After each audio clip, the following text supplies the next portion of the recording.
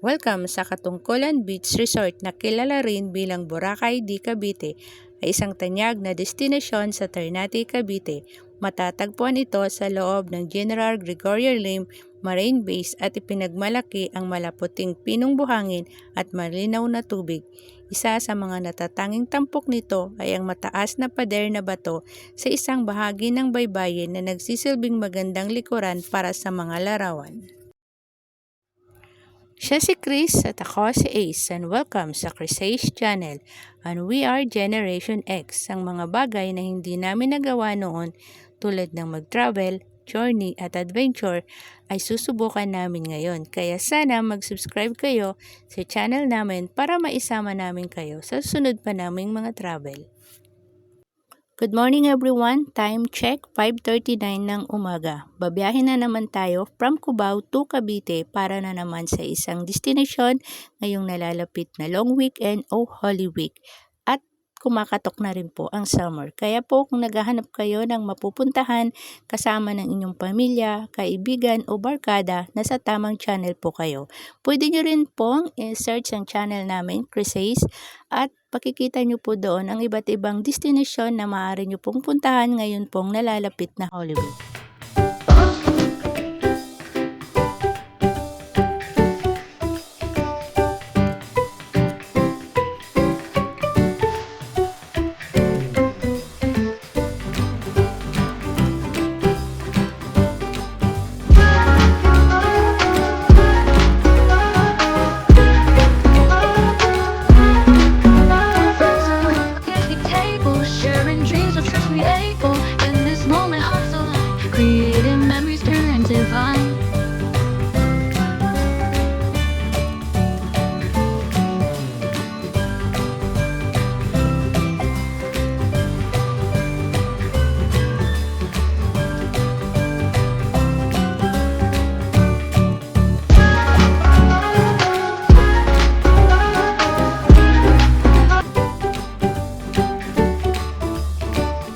Pag may nakita kayong mga unggoy sa daanan, isa na po yung hudyat na malapit na po kayo sa destinasyon nyo, sa Katungkulan Beach Resort.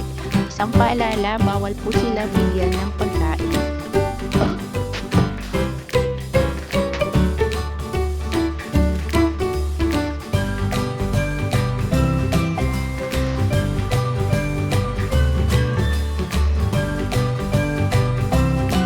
Dumating kami sa gate ng General Gregorio Lim around mga 8:05 ng umaga.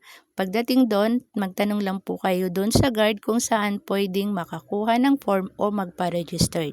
150 po ang entrance per pax at 500 naman po ang cottage kung mag-aabel kayo. Kung meron kayong tent, pwede po kayong mag-tent pitching. Sa mga nagtatanong, wala po silang Facebook page, wala po silang reservation, first come, first serve po at walang contact number na pwede nyong tawagan. I suggest po na weekdays kayo pumunta, lalo na kung kayo'y barkada o pamilya kasi hindi ganong kadami ang pumupunta para maligo. Pag weekends po, Friday, Saturday o holiday, yan po ang literal na first come first serve at kailangan nyong pumila ng madaling araw para makakuha kayo ng slot. Maliit lang po ang space ng baybayin at ang parking space kaya po nagkakaroon ng cut-off. At kung mangyari po yun, kailangan meron po kayong plan B na pupuntahan para hindi naman po masayang ang effort nyo sa pagpunta po sa Ternate, Cavite.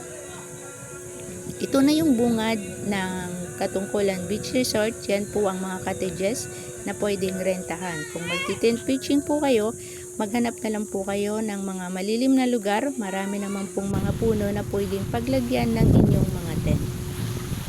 Iisang size lang pala ang mga cottages dito na mga good for 5 packs lang ata. Ito na po yung setup ng tent namin at ito po ang 36 angle view ng Katungkulan Beach Resort. Kaya guys, makikita nyo maliit lang talaga ang baybayin. Sa mga nagtatanong kung ito ay white sand, yes po, white sand po siya pero hindi siya ganon ka white sand gaya po ng nasa Boracay. Wala rin pong overnight dito, hanggang 5 o'clock lang po sila ng hapon. Kailangan meron kayong sasakyan pagpunta rito dahil mula sa main gate, meron pa pong 2 to 3 kilometers bago po makarating dito sa baybayin. At wala pong transportation na pwedeng sakyan mula gate papunta po rito sa may dagat. Open po ang Katungkulan anytime, any day. Pero ang challenge, pag meron pong military activities, hindi po sila nagpapapasok. Ito yung shower room dito. Shower room. Yan yung mga cottages. Pero doon sa kabila, marami pang cottage doon. I-check natin tong shower room, guys. So guys, ito yung CR. Isa sa nabasa ko is hindi raw clean yung CR dito. Actually, malinis naman siya. Yun lang, medyo may kalumaan lang yung mga inodoro sa loob. Wala naman siyang amoy. Siguro nasasabi lang na hindi siya ganun kalinis dahil na rin sa medyo may kalumaan na yung mga bowls sa loob. Pero malinis siya kung hindi siya ganun ka sinasabi nilang madumi. Siguro lang sa katagalan at maraming gumagamit, yun, luma lang yung mga balls. Kaya siguro nasabi nilang ganun. Pero, malinis naman siya. Importante, hindi walang amoy. So guys, ito ang loob ng shower room. Ayan.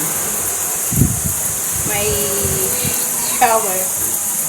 May dalawang shower dito sa loob ng female na shower room. Malaki yung space. Yun lang talaga, walang naka-standby na naglilinis o maintenance, pero kung sa akin ang importante is walang amoy. Yung dumi niya naman is mga buhangin lang naman at walang ibang kalat kundi buhangin lang. So ito, may mga grilling stations sila, 1, 2, 3, 4. May 4 na grilling station and then merong lababo doon. So, tingnan natin kung malakas yung tubig. Mamaya picture mo rin si JT ha. Tapos kami ni natito mo. Okay na yun doon. Kaya ako na yun doon.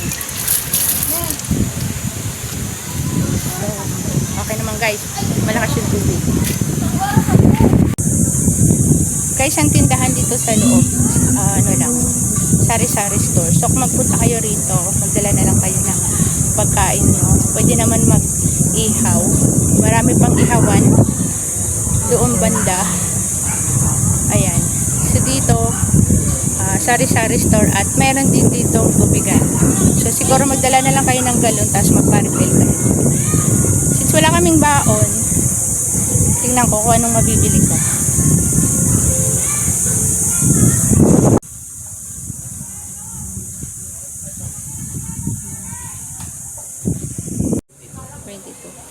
Wait lang.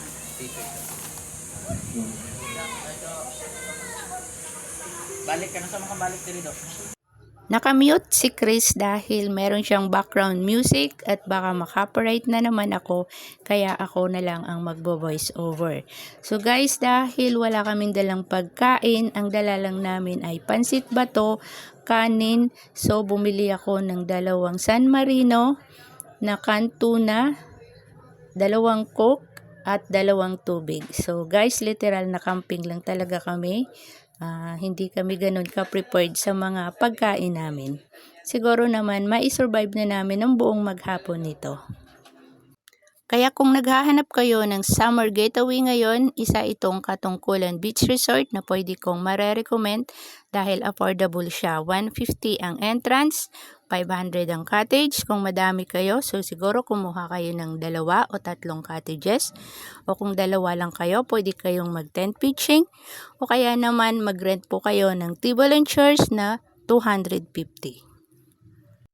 Guys, ang Katungkulan Beach Resort ay sa loob ng isang marine base. Kaya po hindi natin alam kung kailan sila nagka-cut off at kailan sila hindi nagpapapasok. Intindihin po natin, isa itong military base at hindi sila pwedeng mag-announce kung kailan at kung merong mga military activities na nangyayari dito sa baybayin. Kaya isang challenge po talaga ang pagpunta rito. Kaya po ay recommend talaga na kailangan meron kayong plan B pag po ang target nyo ay Katungkulan Beach Resort dahil po hindi natin alam kung kailan po sila hindi nagpapapasok. At sana maintindihan natin once po nangyari yun kasi nga po ito ay isang military base. Sa mga nagtatanong kung pwedeng magdala ng alak o kahit anong inumin, pwedeng po basta ilagay lang po natin ito sa tiyan. Babato sa ilalim, hindi. Buhangin.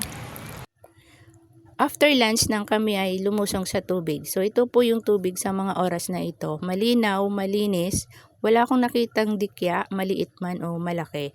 Kids friendly yung party na yan kasi mababaw lang. Ang base lang po ito sa experience namin nang pumunta kami dito sa Katungkulan. If ever po na may mga naka-experience po ng dikya, siguro po seasonal lang po yun. Dito na po mag-i-end ang video ko at sana nasagot ko ang karamihang mga tanong. Kung may mga tanong pa po kayo, i-comment nyo na lang po at susubukan ko pong masagot. Maraming salamat sa panunood. Sana po mag-subscribe kayo, mag-like at i-share po ang video na ito.